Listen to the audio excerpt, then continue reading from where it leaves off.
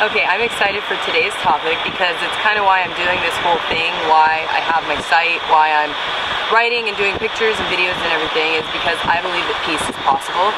And I think a lot of times when we think about peace or we talk about peace, we think of it as something like out there. We don't have a picture of what it looks like or any real idea in our head of what it would take to live it. And I have a picture of it, and I think that I have an idea in humanity of what it would take, and I think that I have that idea from the things that I've experienced in my life, the things that I've learned through what I've gone through, and then being out in the world and meeting people. Because one thing that has been consistent no matter what, and I say it all the time, is that people are wonderful, and we're happy when someone connects with us, and we're happy when we meet someone who has something in common with us, and we want to serve other people, and doing things for other people makes us feel good. Seeing people in need hurts. It's something that's consistent. Same thing with nature, animals, creatures. It has to be our nature to want to love and give and take care of one another. So we have to start asking why it is that we don't. And I'm going to talk about one mentality that's important to me, because it's really come up a lot lately in our travels, and that is taking care of the one or taking care of the whole. So often, especially in Western society, it's like help yourself before you help somebody else. And I don't really think they're separate events. I don't think you can categorize life that way. I think life is more like a dynamic thing. So even to say that it's this and then that, we could be like cutting our perspective a little bit short. The Dalai Lama talks about this, dependent arisings, and that things are working together at all times to create the result. And so the reason I mean that is we can't just take care of ourselves and not take care of each other. Because when we do this, we are living really a lie, because we're saying that we are separate from somebody instead of that everyone is connected in this way, and that if one human being is suffering, that humanity to some degree is suffering, and a part of each and every one of us is suffering, and we don't know to what extent we feel or don't feel that in our day-to-day lives. We haven't been able to completely measure that. And so I guess the point is that when we're going through our daily actions, to think about one way towards peace is to think about what we're doing for the whole. Like in my action, like in my business, or in the way that I'm living my life, am I thinking about how I can make a difference? Not, I'm going to make money and then I'm going to go spend it. Now, here's the thing. If you make a lot of money, giving money to causes is good, because right now in this world, in order to get resources, even if there's an abundance of them in the world, in order to get them somewhere, we need money. And there are societies in this world, like the north of Sri Lanka, where people really don't have a lot of ways to make money or to get resources, and those people really do need help. They don't have the same opportunities. There's a lot of suppression, and so we got to deal with that stuff too. And so if you're like, okay, I'm not ready to go out and be a crusader and go save the world yet, you can really do it in how you live your life. One way is by learning how to live equitably. So often I want to get as much as I can. I'm worth this. Life costs this much.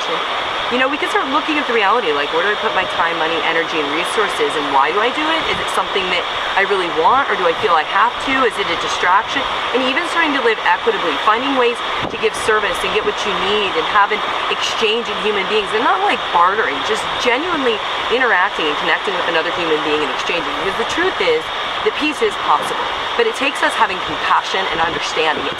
Nobody can be wrong, and this is the hard one, is we have to let go, and nobody can be wrong. And one of the things I love so much about being in Cambodia is learning through what happened in the Khmer Rouge, in a 5-year genocide that killed upwards of 3 million Khmer people, and all the educated people and babies and everybody, in torture. And it was very terrible what happened, and yet society had to move forward, put itself back together, and still unite in order to have what is one of the kindest and most easygoing communities and cultures that I've seen in the world so far. I absolutely adore here, and I honor the people so much in their ability to do something that could heal, in my opinion, the whole world. Because we want to make other people wrong. We want to take away their ability to survive, their resources. And if you think that anybody in this world is just going to lie down and say, oh, well, I was born here, so I guess my kid's going to die, or my family's going to lose out and starve to death, or, it's silly illnesses, it's small things, and we're really capable as humans in handling that. But first, we've got to be honest about what is, that people don't all have the same fair chance, but that through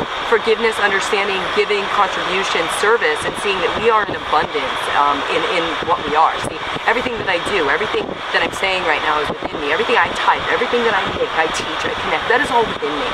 So I am that abundance. I don't need to take it from anyone. I don't need to get it from anyone. Now, I know I do need things like food and water and all of that, so I understand that that's still alive in the world today. And if we can see that one another are human beings, if you could see that everyone in this world is smart, and that they're capable, and that it's not as limited as we might think it is, then we can say, I need to look at a different kind of solution, because where I thought these people didn't know how to, or this culture was too behind, it's really just society and understanding and opening and stopping making things wrong and learning how to understand and ask questions. Because everyone has their reason and everyone can tell their story. But at the end of the day, what do we want?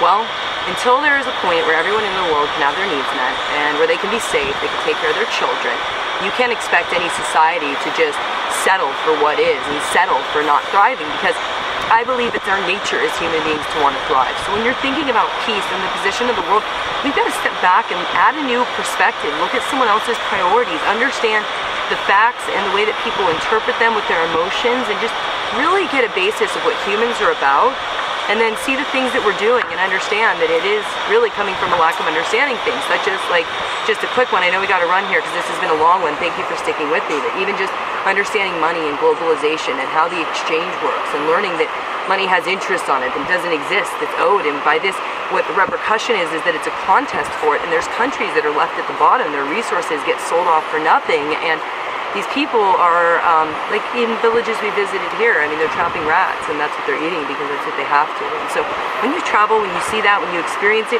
when you see that these people are just as smart, giving, capable, and willing as you, and there's no good reason, in the realms of humanity that they should have less than me. But then when you see the technology, you do the research, you understand how these systems all work together, and you see this depression, because we all know there is, whether you want to see it in the food or the medical, wherever you want to call it out, the media, there is suppression going on, and human beings are capable of a lot.